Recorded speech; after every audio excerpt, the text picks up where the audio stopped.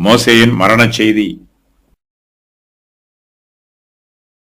அந்த நாளிலேதானே கர்த்தர் மோசேயை நோக்கி, நீ எரிகோவுக்கு எதிரான மோவாப் தேசத்திலுள்ள இந்த அபாரீம் என்னும் மலைகளில் இருக்கிற நேபோ பர்வதத்தில் ஏறி நான் இஸ்ரவேல் சந்ததியாருக்கு காணியாட்சியாக கொடுக்கும் கானான் தேசத்தை பார். நீங்கள் சீன் வனாந்திரத்திலுள்ள காதேசிலே மேரிபாவின் தண்ணீர் சமீபத்தில் இஸ்ரவேல் புத்திரருக்குள்ளே என்னை பரிசுத்தம் பண்ணாமல் அவர்கள் நடுவே என் கட்டளைகளை மீறினதினாலே உன் சகோதரனாகிய ஆரோன் ஓர் என்னும் மலையிலே மரித்து தன் ஜனத்தாரிடத்தில் சேர்க்கப்பட்டது போல நீயும் ஏறப்போகிற மலையிலே மரித்து உன் ஜனத்தாரிடத்தில் சேர்க்கப்படுவாய். நான் இஸ்ரவேல் புத்திரருக்கு கொடுக்கப் போகிற எதிரே இருக்கிற தேசத்தை நீ பார்ப்பாய், ஆனாலும் அதற்குள் நீ பிரவேசிப்பதில்லை என்றார். கர்த்தர் மோசேயின் மரண செய்தியை அவருக்கு அறிவிக்கிறார். கர்த்தர் தனக்கு நியமித்திருக்கிற ஓட்டத்தை மோசே ஓடி முடித்து விட்டார். மோசே கர்த்தருக்கு பிரியமானவராகவும் இஸ்ரவேலருக்கு பிரயோஜனமானவராகவும் ஜீவித்தார். மோசேயின் ஆவிக்குரிய ஜீவியத்திற்கும் கர்த்தர் மீது அவர் வைத்துள்ள விசுவாசத்திற்கும் பக்திக்கும் அவர் கர்த்தருக்கு கீழ்ப்படிந்து ஜீவித்ததற்கும் கர்த்தரே அவருக்கு சாட்சியாயிருக்கிறார். அந்த நாளிலேதானே கர்த்தர் மோசேயை நோக்கி, நீ எரிகோவுக்கு எதிரான மோவாப் தேசத்தில் உள்ள இந்த அபாரீம் என்னும் மலைகளில் இருக்கிற நேபோ பர்வதத்தில் ஏறி நான் இஸ்ரவேல் சந்ததியாருக்கு காணியாட்சியாக கொடுக்கும் கானான் தேசத்தை பார் என்று சொல்லுகிறார். கர்த்தர் தனக்கு கொடுத்த எல்லா ஊழியத்தையும் மோசே செய்து முடித்து விட்டார். மோசேயின் மனதிலே யோர்தானை கடந்து கானான் தேசத்திற்கு போக வேண்டும் என்னும் விருப்பம் இருந்தது. மோசேயும் தன்னுடைய விருப்பத்தை கர்த்தரிடத்தில் சொன்னார். ஆனால் கர்த்தரோ, போதும், இது பற்றி இனிமேல் என்னிடத்தில் பேச வேண்டாம் என்று சொல்லிவிட்டார்.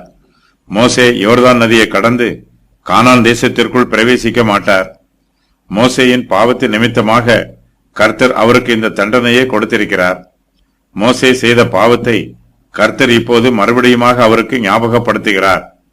கர்த்தர் மோசேயை நோக்கி, நீங்கள் சீன் வனாந்திரத்தில் உள்ள காதேசிலே மேரிபாவின் தண்ணீர் சமீபத்தில் இஸ்ரவேல் புத்திரருக்குள்ளே என்னை பரிசுத்தம் பண்ணாமல் அவர்கள் நடுவே என் கட்டளைகளை மீறியதினாலே உன் சகோதரனாகிய ஆரோன் ஓர் என்னும் மலையிலே மரித்து தன் ஜனத்தாரிடத்தில் சேர்க்கப்பட்டது போல நீயும் ஏறிப்போகிற மலையிலே மரித்து உன் ஜனத்தாரிடத்தில் சேர்க்கப்படுவாய் என்று சொல்லுகிறார்.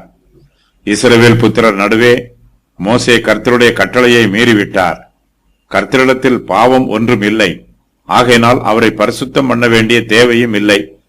இந்த வாக்கியத்தில் பரிசுத்தம் பண்ணுதல் என்னும் வார்த்தைக்கு கர்த்தரை நம்முடைய ஆராதனைக்கு பாத்திரராகவும் நம்முடைய துதிக்கும் கனத்திற்கும் பாத்திரராகவும் வேறு பிரிப்பது என்று பொருள். பரிசுத்தப்படுத்துதல் என்பதற்கு பரிசுத்தமான காரியங்களுக்காக ஒரு நபரை அல்லது ஒரு பொருளை வேறு பிரிப்பது என்று பொருள். மோசே இங்கு கர்த்தரையும் அவருடைய வார்த்தையையும் கனப்படுத்தவில்லை. இதனால் மோசே கர்த்தரை பரிசுத்தப்படுத்த தவறிவிடுகிறார். இஸ்ரவேல் ஜனங்கள் மத்தியிலே மோசே கர்த்தரை பரிசுத்தம் பண்ணாமல் போனதினால் அவரால் கானான் தேசத்திற்குள் பிரவேசிக்க முடியவில்லை. மோசே கர்த்தருடைய கட்டளைக்கு கீழ்ப்படியாமல் கன்மலையை பார்த்து பேசுவதற்கு பதிலாக கன்மலையை 2 தரம் அடித்து விட்டார். கர்த்தரை பரிசுத்தம் பண்ணவில்லை. ஆகையினால் கானான் தேசத்திற்குள் பிரவேசிக்கும் சிலாக்கியத்தை மோசே இழந்து போனார்.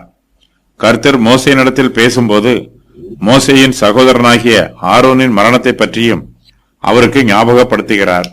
ஆரோன் ஓர் என்னும் மலையிலே மரித்து தன் ஜனத்தாரிடத்தில் சேர்க்கப்பட்டார்.